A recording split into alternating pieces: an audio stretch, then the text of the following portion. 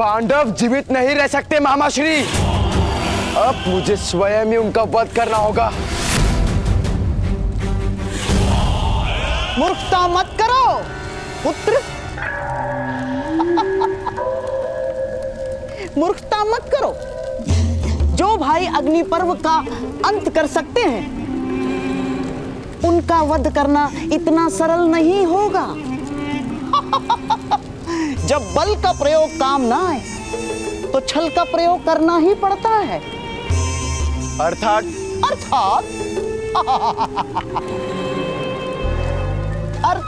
तो तुम शीघ्र ही समझ जाओगे पुत्र।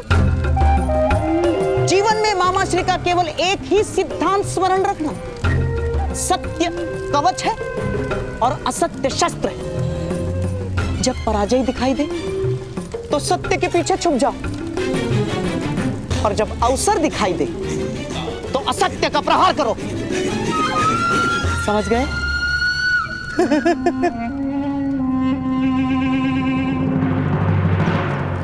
आपका बहुत बहुत धन्यवाद सज्जन, किंतु आप हैं कौन?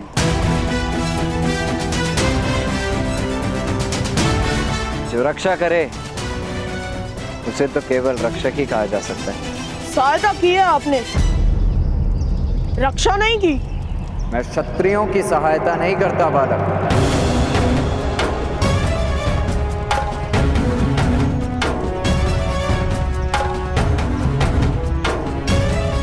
क्योंकि क्षत्रियों का स्वभाव होता है कि वे अपने सहायक को शीघ्र ही दास मान लेते हैं, और दासत्व मेरा स्वभाव नहीं। हम वनवासी हैं, दासत्व में नहीं मित्रता में विश्वास रखते हैं। और भीम अंतिम सहायता, जिसके बाद और किसी सहायता की आवश्यकता ना हो, उसे रक्षा ही कहते हैं। ज्येष्ठ भ्राता, क्या हम भाई मिलकर उस राक्षस का वध नहीं कर पाते? कर पाते, अवश्य कर पाते, किंतु कैसे कर पाते?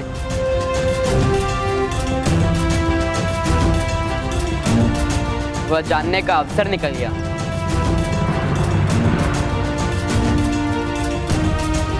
इसीलिए उचित होगा कि हम इन्हें रक्षक मानकर प्रणाम करें।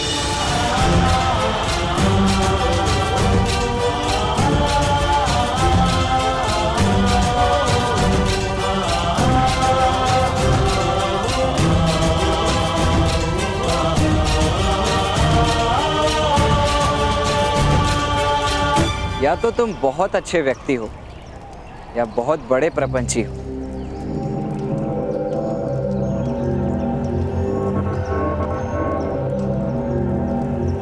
हमारे भ्राताश्री का अपमान मत कीजिए, हम सहन नहीं कर सकते।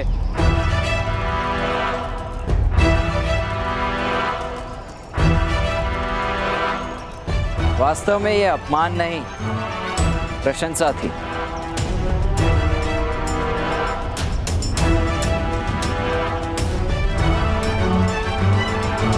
यदि इससे मन ना भरा हो तो आपकी माता के साथ मेरे पिता इसी ओर आ रहे हैं।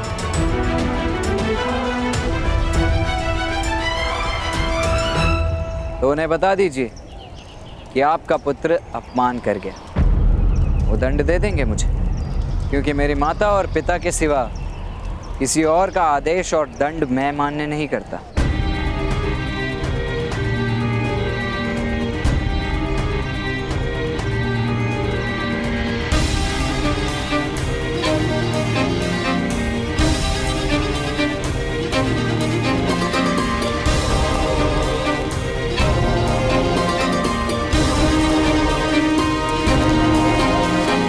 माता, आप स्वस्थ तो है ना?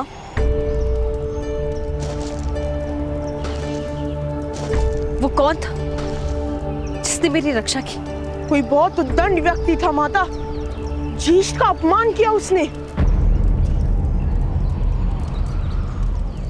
किंतु बहुत बलवान था, कह रहा था कि वह इनका पुत्र है।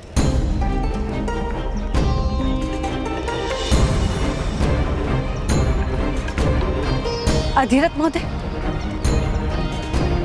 वो कर्ण था? जी महारानी।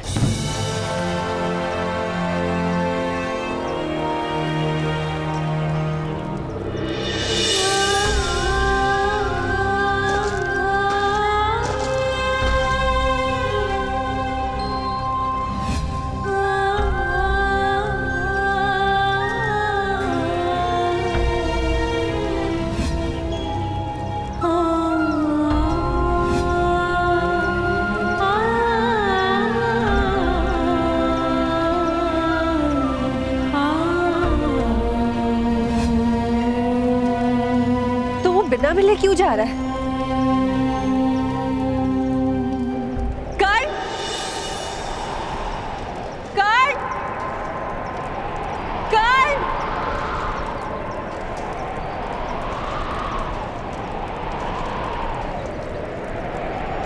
नहीं नहीं, मेरे पास विश्राम करने का समय नहीं। मुझे माता के लिए कस्तूरी मृग पकड़ने जाना है ना। क्या फिर से किसी कस्तूरी मृग को पकड़ने जा रहे हो?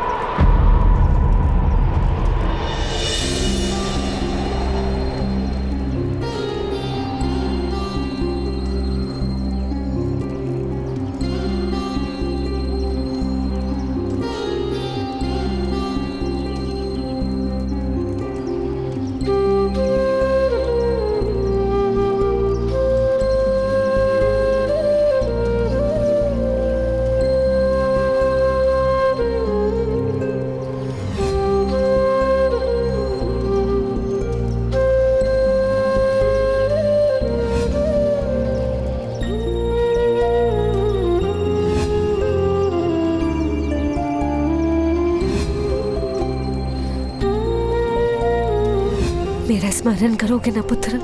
ये मेरे लिए गाई गई पहली लोरी थी देवी कुंती।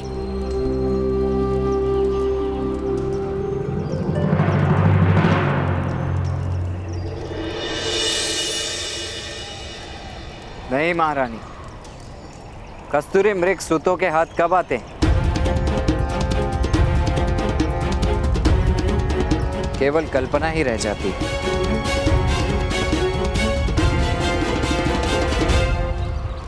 तो फिर लौटकर हमारे साथ हस्तिनापुर चलो।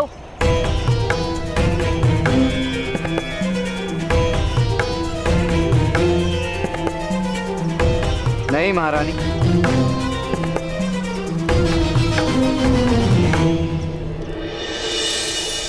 हस्तिनापुर में बहुत कस्तूरी मृग हैं जो सूतों के हाथ नहीं आते। इसी कारण से तो हस्तिनापुर का त्याग करने का आदेश दिया है पिताश्री ने।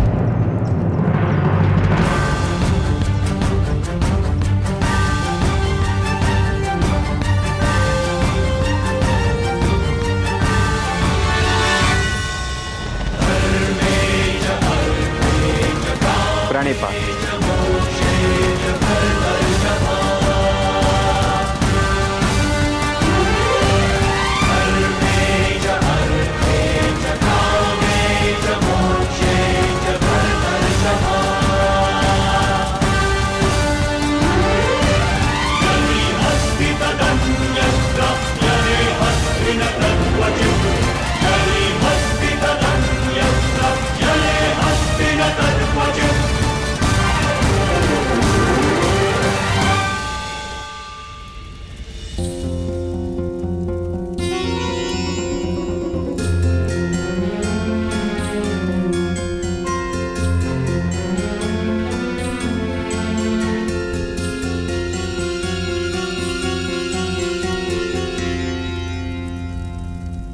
ऐसा मत करो दुर्योधन। मनुष्य का अवतार मिलना सबसे बड़ा सौभाग्य होता है पुत्र। जीवन में यदि सौभाग्य नहीं तो जीवन को सौभाग्य कैसे मान लूं मामाश्री? कोई वनवासी आकर मेरे पिता के सिंहासन पर अपना अधिकार जमा ले और मैं सारा जीवन उसकी सेवा करूं, ये अन्याय मैं कदापि सह नहीं पाऊंगा मामाश्री।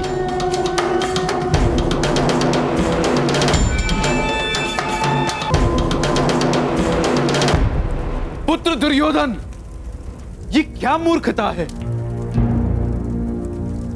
चिता बनाकर उस पर बैठे हो। और इस चिता में भस्म भी अवश्य हो जाऊंगा मैं पिताश्री। मामाश्री, अग्नि दीजिए मुझे।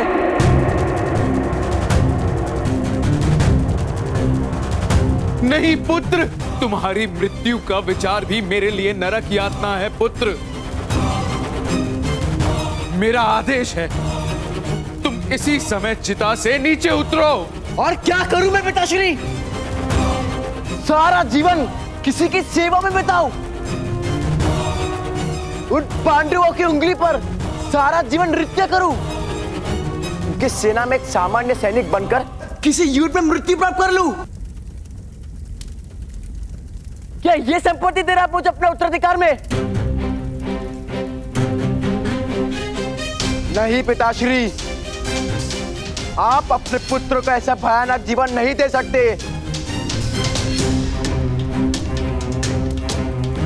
या तो मुझे युवराज बनाइए या मुझे मरने दीजिए।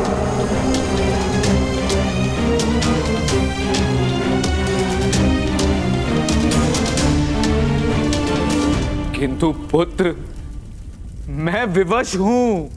विवशता मानने की बात है महाराज, केवल मानने की बात। वास्तव में विवशता जैसा कुछ है ही नहीं। तुम गंगा पुत्र के क्रोध को नहीं जानते शकुनी। उनकी शक्ति से तुम्हारा परिचय नहीं हुआ है। उनके आदेश के बिना मैं दुर्योधन को युवराज नहीं घोषित कर सकता। आदेश राजा देता है महाराज, राजा। अन्य किसी को आदेश देने का अधिकार ही नहीं। किंतु मैं एक कार्यकारी राजा हूं शकुनी। अभिषेक नहीं हुआ है मेरा। सिंहासन रिक्त नहीं रहता महाराज, कदापि नहीं। जिस क्षण महाराज पांडु की मृत्यु हुई, उसी क्षण आप राजा बन गए हैं महाराज। अब समय है, आपके पुत्र की रक्षा कीजिए महाराज। आज ही प्रातःकाल से पूर्व मेरे प्रिय भांजे दुर्योधन का युवराज पद पर अभिषेक कर दीजिए। फिर पांडव हस्तिनापुर आ भी जाए तो कोई हानि नहीं कर पाएंगे महाराज।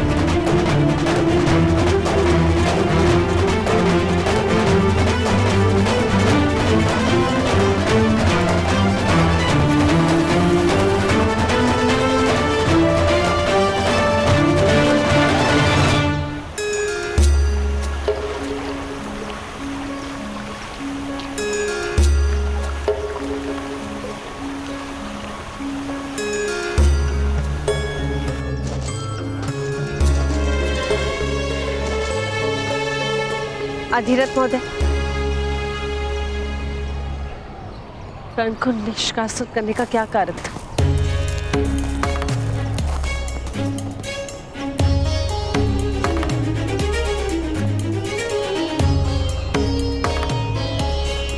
महारानी, उसका जन्म ही उसका अपराध है।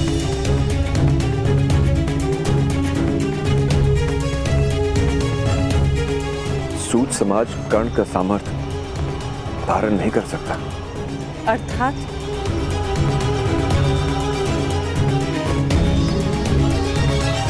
कर्ण बहुत सामर्थ्य है और इसी कारण प्रतिदिन समाज के साथ उसका संघर्ष हो रहा था।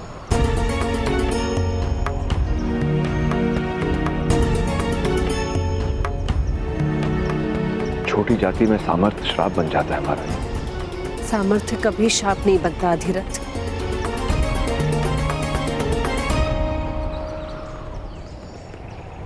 महारानी, सामर्थ्य सपनों को जन्मता है और सूतों को स्वप्न देखने का अधिकार नहीं।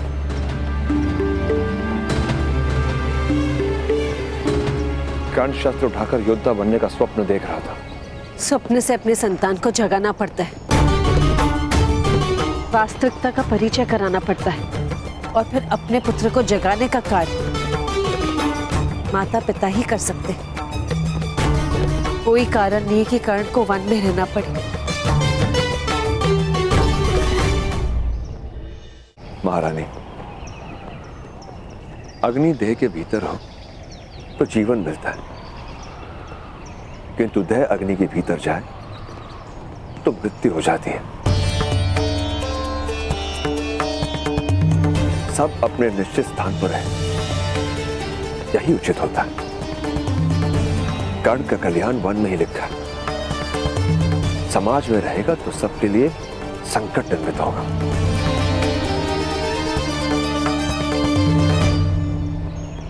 महामंत्री भी जानते हैं महारानी। आश्चर्य है कि कर्ण की माता ने उसे किस प्रकार जाने दिया।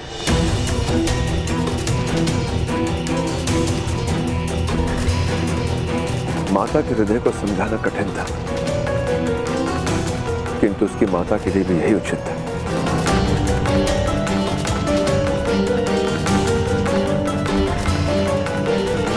कि वो हस्तिनापुर का त्याग करे। मुझे क्षमा कर दो पुत्र।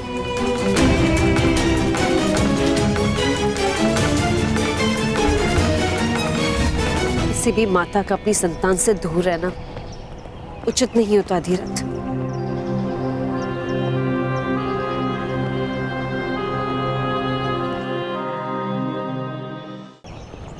पुत्र युधिष्ठिर,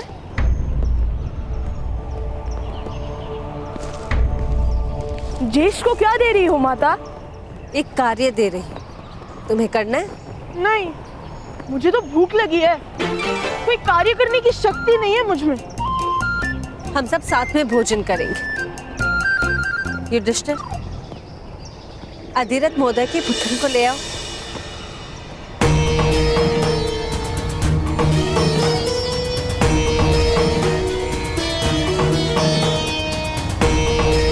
अधिक दूर नहीं गया होगा। मैं जाता हूँ माता, मैं उनके चरण चिन्ह सरलता से देख पाऊंगा। कर्ण बड़ा हो गया है, उसे जाने देना ही उचित होगा। नहीं अधिरथ, कोई भी इतना बड़ा नहीं होता कि अपनी माता की गोद में समा न सके। कर्ण को आप उसकी माता से दूर नहीं कर सकते।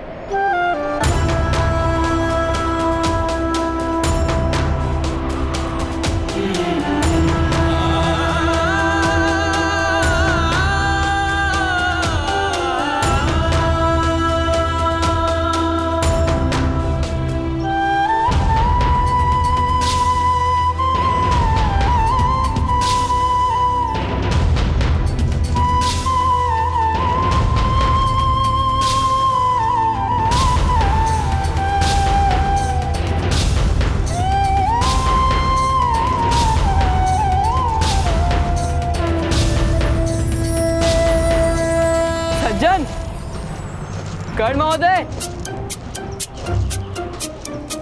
ठहरिए। कर्ण महोदय, कर्ण महोदय, ठहरिए। कर्ण महोदय, रुकिए।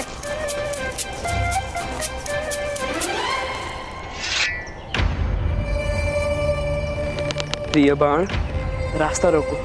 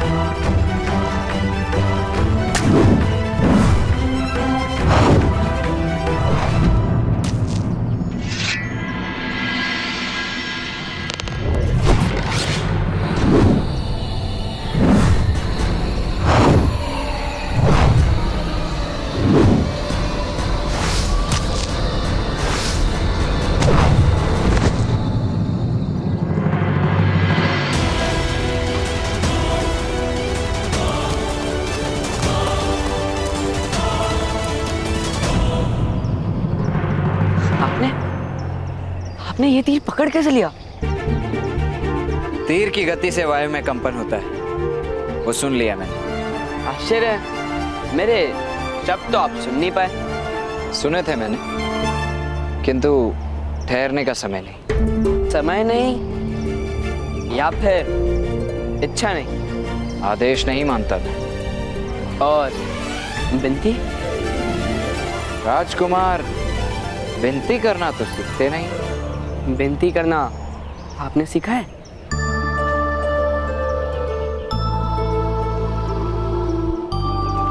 सीखा था, किंतु वन में प्रवेश किया उसी क्षण विस्मरण कर दिया।